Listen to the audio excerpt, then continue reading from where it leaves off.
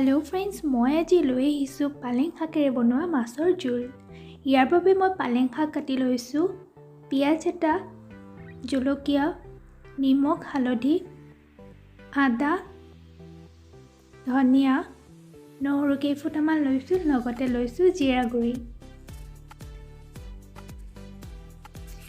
আৰু এফালে মই বৰালি মাছ 4 টুকুৰা লৈছোঁ।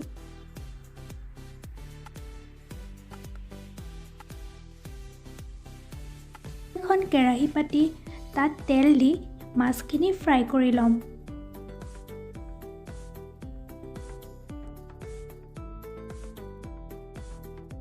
মাছখিনি অকণমান ৰঙচুৱা হোৱালৈকে ফ্ৰাই কৰি থাকিম।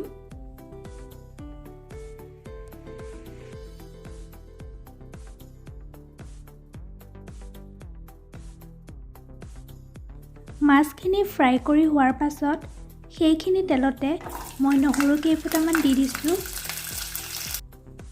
ইয়াৰ পাছত পিঁয়াজ দিম। পিঁয়াজখিনি ৰঙচুৱা পৰালৈকে ভাজি থাকিম।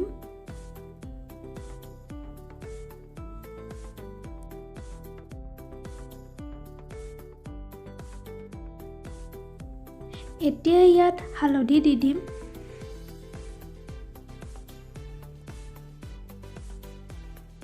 পুনৰ ভালদৰে লৰাই কাটি থোৱা শাকখিনি দি দিছোঁ।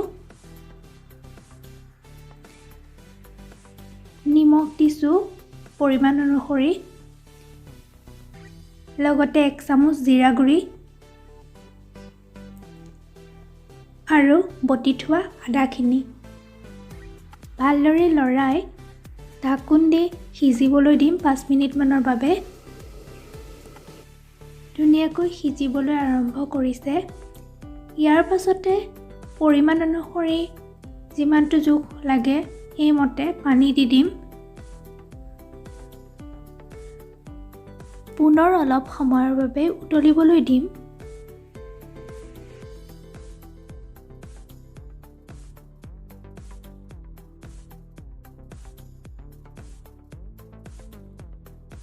উতলাৰ পাছত ভাজি ৰখা মাছ কেইপিচ দি দিম, লগতে কাটি থোৱা ধনিয়াৰ পাতখিনিও দি দিম আৰু পুনৰ উতলিবলৈ দিম।